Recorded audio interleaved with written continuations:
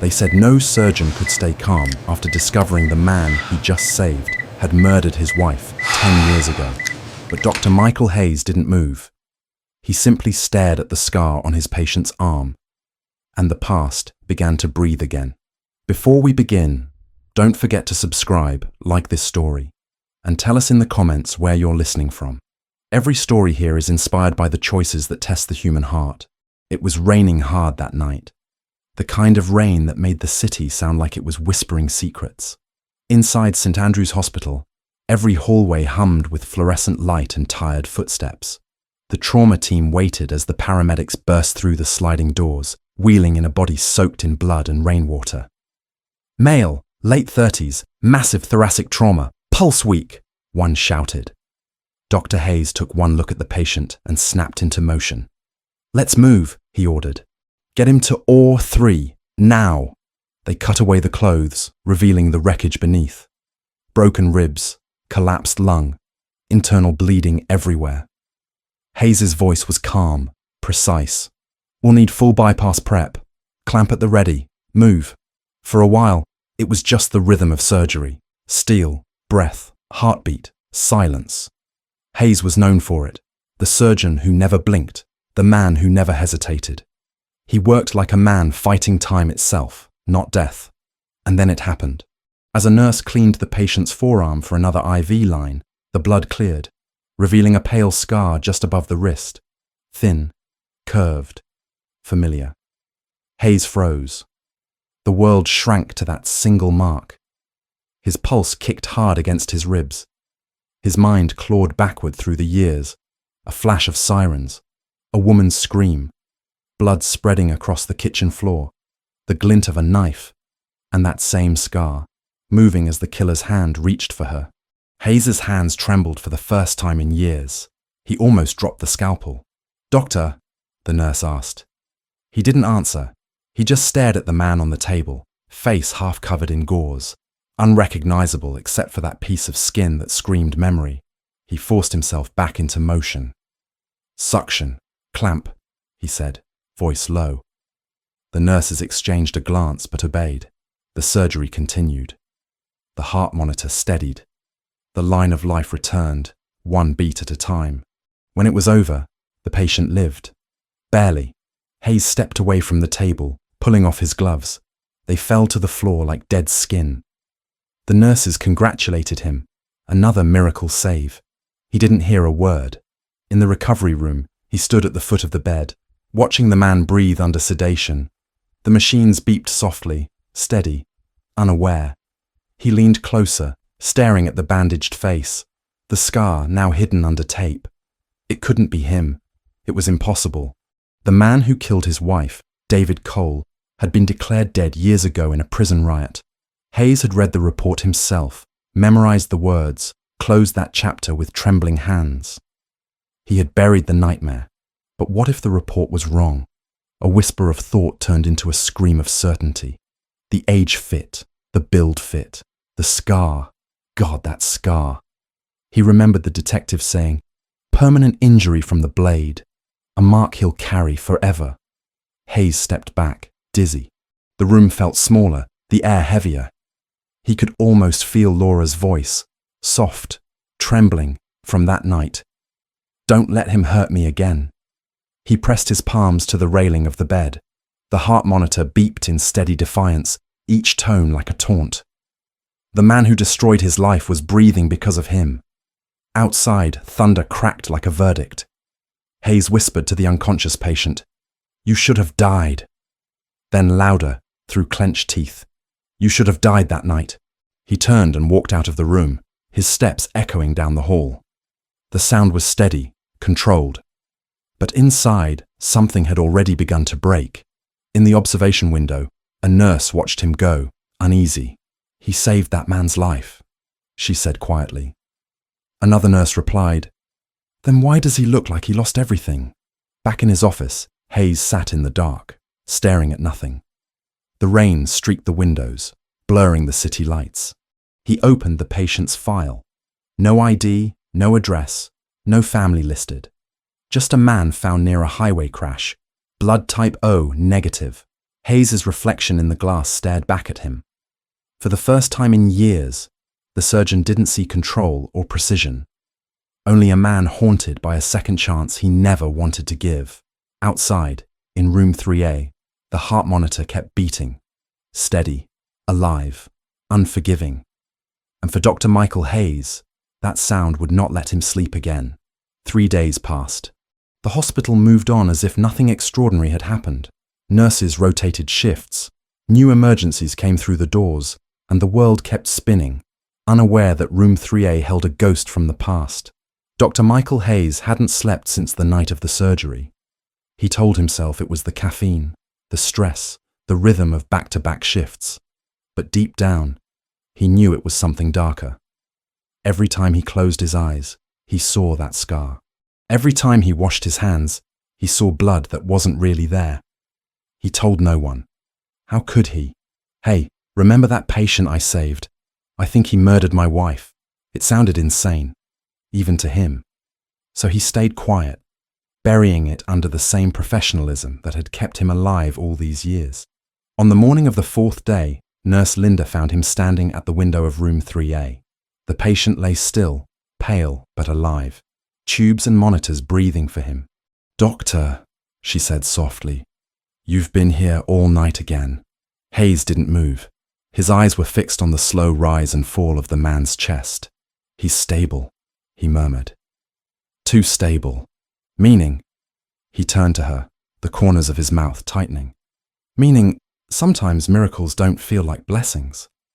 She hesitated, unsure how to respond. "You should go home," she said again. "You look like you're the one who needs saving." He didn't answer. That night, as the storm returned, Hayes sat in his office scrolling through old files. The hospital database had nothing, so he went deeper, archived police reports, death certificates, prison logs. And there it was. David Cole. Official cause of death. Internal hemorrhage after riot. Body unrecoverable due to fire. But something in the report made his stomach twist. The notation. Identification based on personal effects found on site. No DNA, no remains. It meant the system had declared a man dead without ever seeing the body. Hayes leaned back, staring at the ceiling. 10 years of grief, therapy, quiet dinners alone. 10 years of convincing himself that justice had been done. And all along, maybe the monster had just changed cages.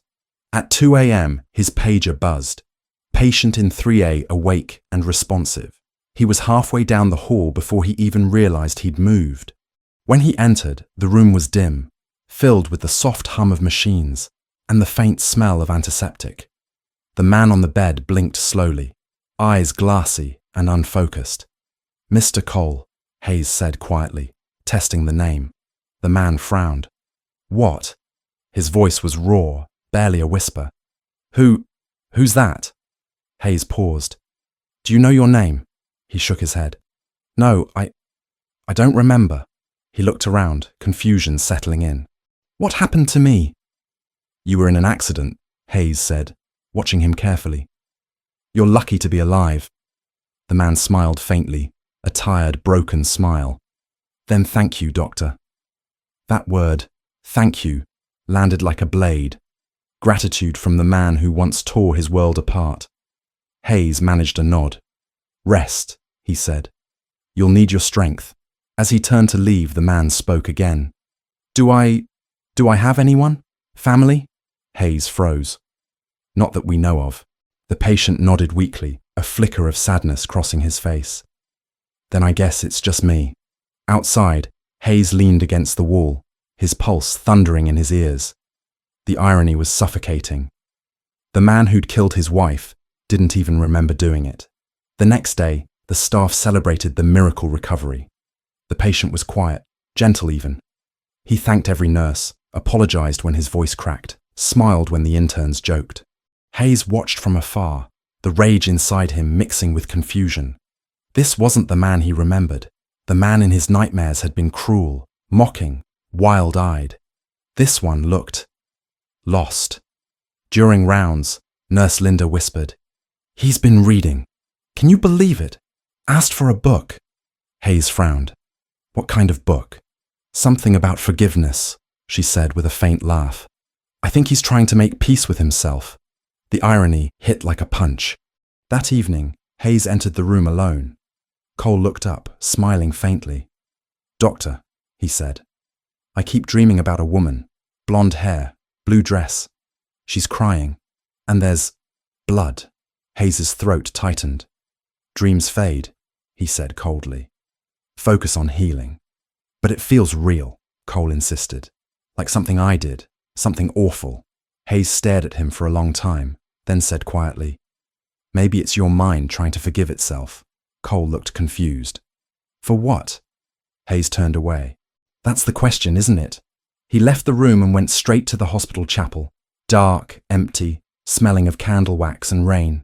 He sat in the last pew, staring at the crucifix, and whispered, If this is a test, I don't know how to pass it. He thought he'd buried his faith with his wife. Now, under the same roof as her killer, it was clawing its way back, not as comfort, but as torment. Later that night, he reviewed the man's CT scans. The damage to his frontal lobe was extensive. Amnesia wasn't a lie, it was real. David Cole didn't remember his crime. Maybe he never would. The thought should have given Hayes relief. It didn't. Instead, a new fear crept in, that saving this man had given him something worse than death. A clean slate. He stared at the monitor. The glowing image of the man's brain. Erase the past, he muttered bitterly. That's easy when you never have to live with it. The thunder outside rolled again, distant but steady. The rain tapped the window like slow applause. And somewhere between rage and mercy, Dr. Michael Hayes began to realize that the hardest part of forgiveness isn't saying it, it's surviving it. By the end of the week, the man in room 3A could walk short distances, guided by a nurse. His recovery astonished everyone. The interns called it the comeback case. The chief of surgery wanted to publish it. But for Dr. Hayes, every step the man took was a countdown. Each heartbeat a reminder that justice had been undone. He avoided direct contact as much as possible, delegating follow-ups, pretending he was too busy. Yet somehow, the patient, David Cole, though no one else knew that name, kept finding ways to thank him. You gave me another chance, he'd say. I owe you my life. Hayes would nod politely, hiding the storm behind his eyes. But truth has a way of finding cracks. One afternoon, while Hayes reviewed charts in his office, Detective Sam O'Neill arrived at the hospital. His badge caught the light as he entered, flanked by 2 officers.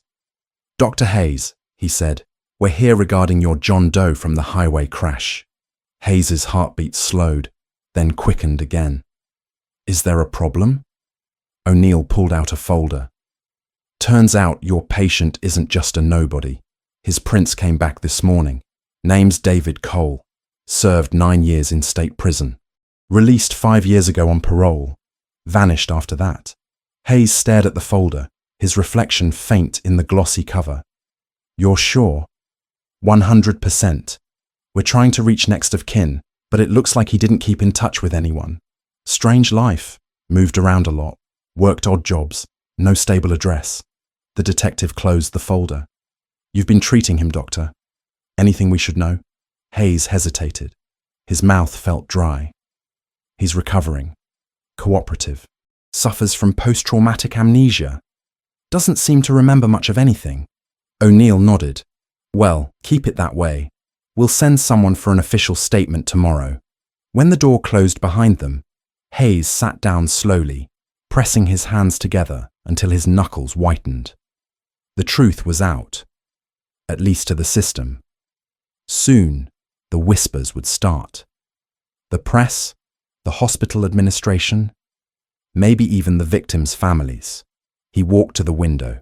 Outside, the parking lot shimmered with afternoon heat, cars glinting like knives. Somewhere down there, the man who killed his wife was relearning how to walk, reborn, redeemed by the very hands that should have ended him. Later that evening, he found himself standing outside room 3A again. Cole was sitting up, reading a small book the nurses had brought him. The Road Back to You. a guide on self-awareness and forgiveness. His voice was soft when he noticed Hayes.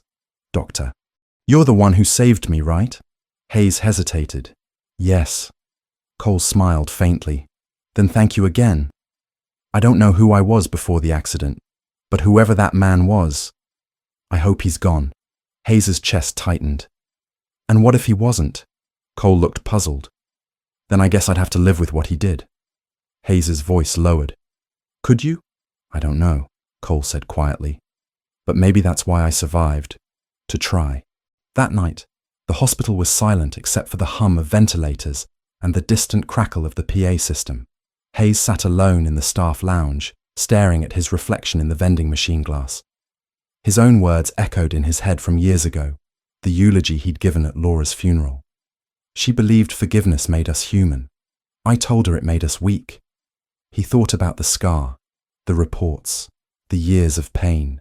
He imagined walking into the room, telling Cole the truth, watching the horror dawn in those eyes. Would it be justice or cruelty? The next morning, the hospital administrator, Dr. Lewis, called Hayes into her office. "Michael," she began carefully, "I've spoken with the police. They'll handle the patient transfer once he's stable. Until then, I need you to keep things professional." Hayes nodded. "Of course." She gave him a searching look. "You okay? You look haunted." He smiled thinly. "Just tired," she sighed. "You always are." When he returned to the ward, Cole was sitting near the window, sunlight spilling over his face. He looked peaceful, almost innocent. "Morning, doctor," he said warmly. "I had a dream again. That same woman." She was smiling this time.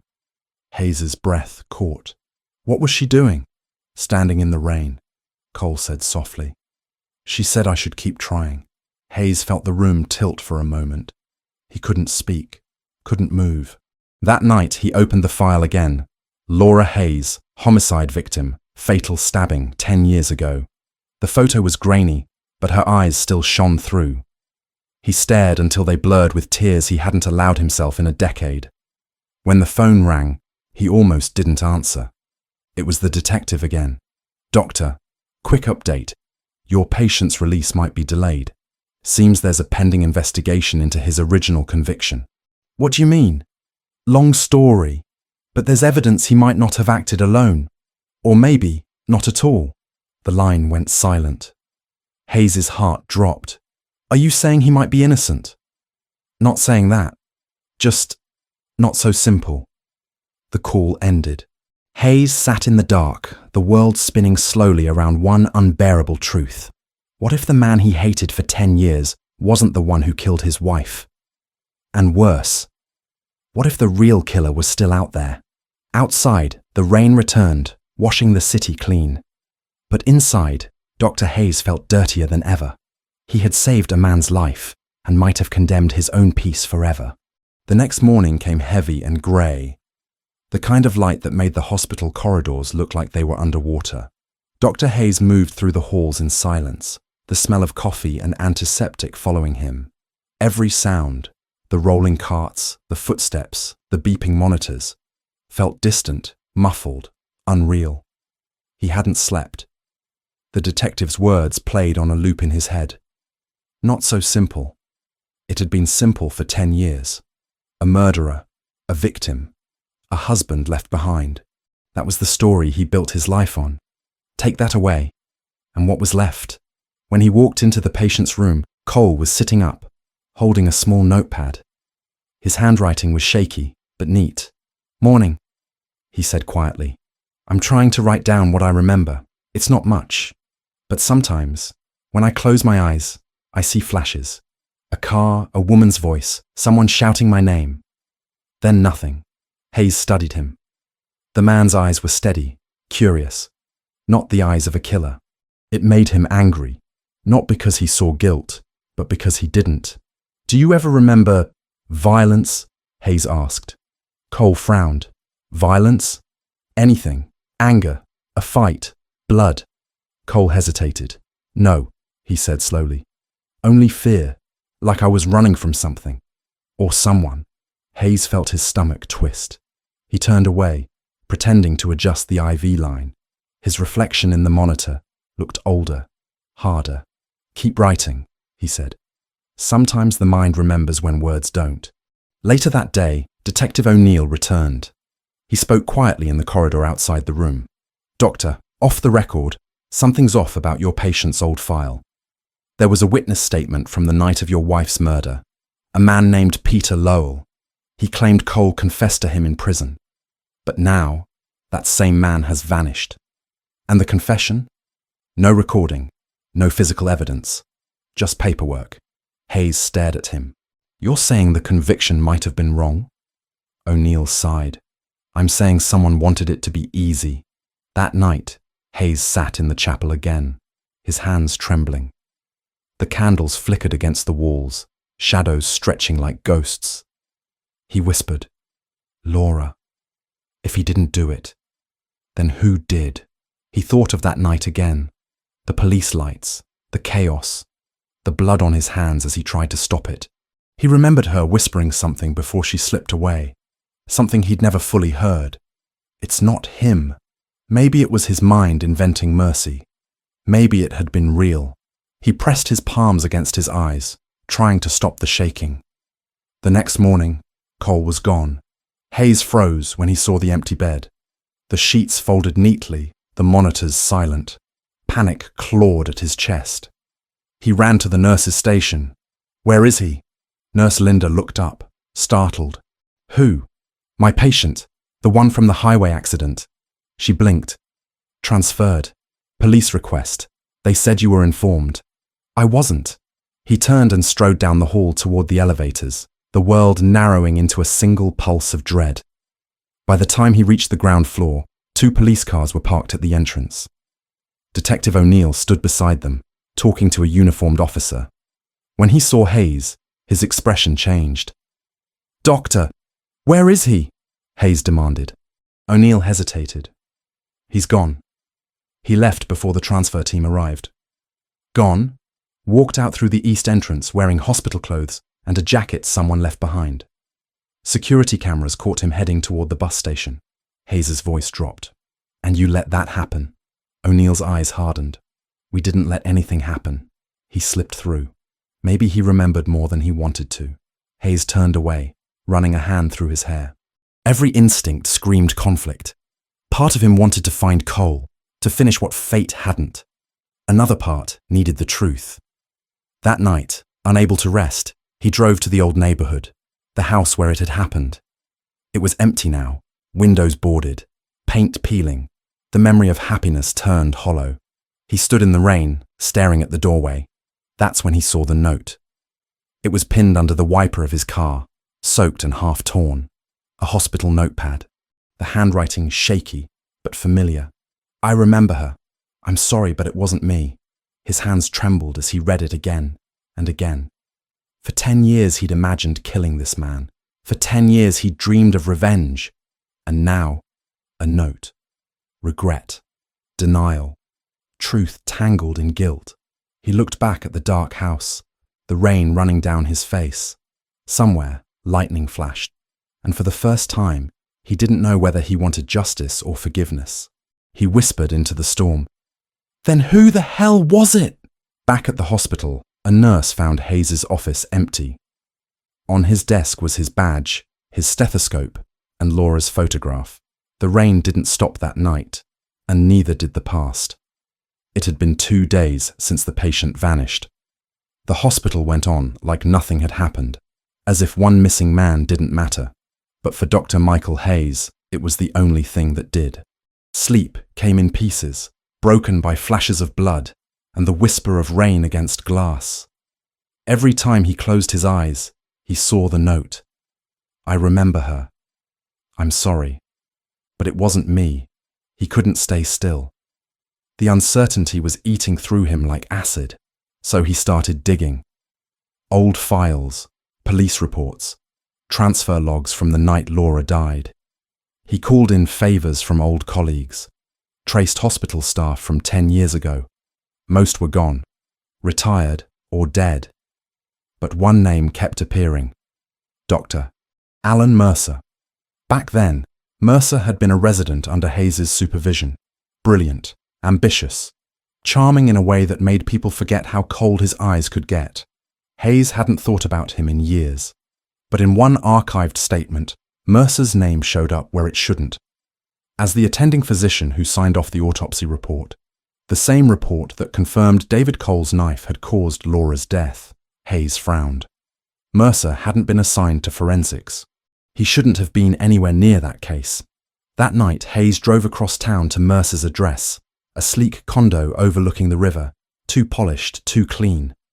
He hesitated before knocking. When the door opened, Mercer looked almost surprised, but not shocked. "Michael," he said with a small, rehearsed smile.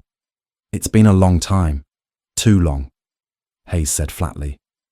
They stood in silence for a moment, the hum of rain filling the space between them. Mercer gestured toward the living room. "Come in. You look terrible." "I've been working." "Still chasing ghosts?" Mercer asked, pouring 2 glasses of whiskey. Hayes didn't answer. He pulled out the note, laid it on the table. "He's alive. The man they said killed Laura." Mercer's hand paused mid-air. "David Cole. You remember him?" "How could I forget?" Mercer said. "That case nearly destroyed you." "It did destroy me," Hayes said quietly. "And now he's back. He says he didn't do it." Mercer leaned back, watching him carefully. "You believe him?" "I don't know, but something doesn't fit. You signed the autopsy." Mercer shrugged. "I was on call. The forensics doctor was out sick. Convenient." He smiled thinly. "You always did like conspiracy theories." Hayes studied him. The expensive watch, the calm eyes, the faint tremor in his hand when he lifted the glass. Something was wrong. "I read the report again," Hayes said. "The knife wound, the angle. It was low and from the left. Cole was right-handed." Mercer's jaw tightened. "You're reaching." "Am I?" Hayes leaned forward. "You were the one who told me to move on, to accept it. You said it was an open and shut case, almost like you needed it to be." The air grew heavy. Mercer's smile faded. "You should leave, Michael. Tell me the truth. There's no truth that will bring her back." "That's not what I asked." Mercer stood up abruptly, his tone colder now. "Let it go. It's over." Hayes rose too, heart pounding. "It's not over. Not until I know who killed my wife." Mercer's eyes flickered, and for a brief moment the mask slipped. There it was. Fear. Hayes saw it. "You were there," he said softly. "That night." Mercer didn't answer. He just stared back, breathing hard. Then he said, "You need help, Michael. Get some sleep." When Hayes stepped outside, the rain had turned to mist. The city felt smaller, closer, suffocating. He sat in his car for a long time, hands gripping the steering wheel. Every memory he'd buried was clawing its way back. The next morning, Detective O'Neill called. "We found your patient." Hayes's pulse jumped. "Where?" "An abandoned bus depot near the river. He was half conscious, hypoglycemic. Said he was trying to find you." "Is he talking?" "Not much, but he said something weird before he passed out." "What?" "He said, the doctor was there. Not the one who saved me. The other one." Hayes went still. "What doctor?" "That's what we're trying to figure out." By the time Hayes reached the hospital, Cole was back under observation. He looked pale, weak, eyes glassy. When he saw Hayes, he tried to sit up. "Doctor," he rasped. "I remembered something." Hayes stepped closer. "Tell me." "There was another man," Cole said. "The night she died. He came after me, said she had to be quiet. I ran. He had her blood on his hands." "Who?" Hayes demanded. "I don't know, but he was wearing a hospital badge." Hayes's heart stopped. Cole's voice trembled. "I didn't kill her. I tried to help." Hayes's throat closed. Every truth he'd believed, every wall he'd built was collapsing. He left the room and walked straight to his office, closing the door behind him. On his desk was the autopsy photo. Laura, serene even in death. He whispered, "I'm sorry. I should have known." For the first time in 10 years, he let himself cry. Not for justice. not for forgiveness. For the 10 years stolen by a lie. Outside, the storm had stopped. The city was silent. But inside St. Andrew's Hospital, the truth was finally starting to breathe. The rain returned that night. Slow, deliberate, like the sky had run out of anger, but not regret. St. Andrew's Hospital was quieter than usual. The lights dimmed early, the corridors empty except for the echo of footsteps that didn't want to be heard. Dr. Michael Hayes stood at the end of the hall, watching through the glass as the man he once believed to be his wife's killer slept under the steady rhythm of machines. David Cole looked smaller now, fragile, like a man finally allowed to stop running. Hayes turned away and walked toward the administrative wing. His hand was trembling, but not from fear, from certainty. Dr. Alan Mercer was waiting for him. The door to his office was open, and the sound of classical music drifted out, calm and unbothered. Mercer looked up from his desk, smiling faintly. "I wondered when you'd come." Hayes stepped inside, shutting the door behind him. "You were there that night?" Mercer didn't answer. He leaned back in his chair, fingers steepled. "You're making dangerous assumptions." "I'm not assuming anymore," Hayes said. Cole remembered. He saw a man with a hospital badge. "You signed the autopsy. You controlled the evidence. You made it fit." Mercer sighed softly, almost amused. "Michael, grief rewrites memories. You needed someone to blame. I gave you closure." "Closure," Hayes snapped. "You framed an innocent man." Mercer's calm cracked for a moment. He wasn't innocent. He was there. He was part of it. Part of what? "Laura's affair," Mercer said coldly. "You think she was perfect. You think she didn't hide things from you. I loved her. I gave her everything, and she threw it away." The words hit like a blow. For a moment, Hayes couldn't breathe. "You loved her," he whispered. Mercer stood slowly, eyes burning with the calm of someone who'd stopped pretending. "She came to me that night, said she was leaving you, said she wanted a new start.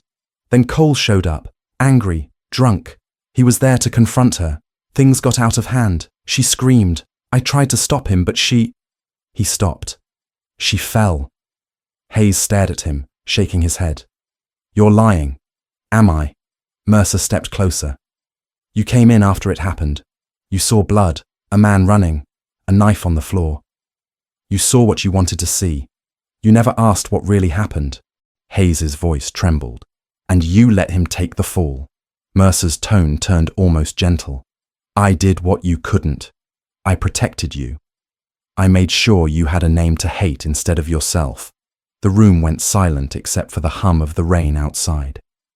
Hayes felt the years of rage and guilt collapse into something hollow. "You killed her," he said softly. Mercer's eyes didn't flinch. "I tried to save her, but when she fell, when I realized she was gone, I couldn't let you see me that way. So yes, I cleaned it up. I fixed it. Because that's what we do, isn't it, Michael? We fix things." Hayes's hand drifted toward the drawer where he knew Mercer kept his surgical shears. Mercer noticed and smiled faintly.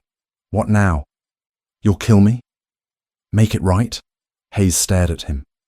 The man, the coward, the monster who had worn a white coat and played God with other people's lives. His voice came out low, calm, final. "No, I'm done fixing what you break." He pulled his phone from his pocket and hit play. Mercer froze as his own voice filled the room. The confession, recorded the moment Hayes entered. The storm outside seemed to pause. "I already called the police," Hayes said. "You're done." Mercer's face changed. Fear, anger, something in between. "You think they'll believe you? You think they'll forgive you for what you did?" Hayes turned toward the door. "I'm not the one who needs forgiveness." He walked out as sirens began to echo faintly in the distance. By morning, the story was everywhere. Renowned surgeon arrested in decade-old homicide cover-up. St. Andrews was a circus of reporters and flashing lights. Hayes gave his statement quietly, then went to room 3A. David Cole was sitting up, watching the chaos on TV. When he saw Hayes, he smiled faintly. "You found the truth," Hayes nodded. "Not the one I wanted, but the one we both deserved." Cole's eyes softened. I don't know if I can ever be the man I was before. Maybe that's the point, Hayes said. We're not who we were. We're what we choose to be after. He left the room, walking through the corridor filled with morning light. Nurses smiled at him, unaware of the storm he'd survived. For the first time in years, he didn't feel like a surgeon. He felt human. Outside, the city was waking up. The rain had stopped. Hayes stood on the steps of the hospital, looking out at the horizon. He whispered, "Laura, it's over." And for the first time in 10 years, the silence didn't hurt.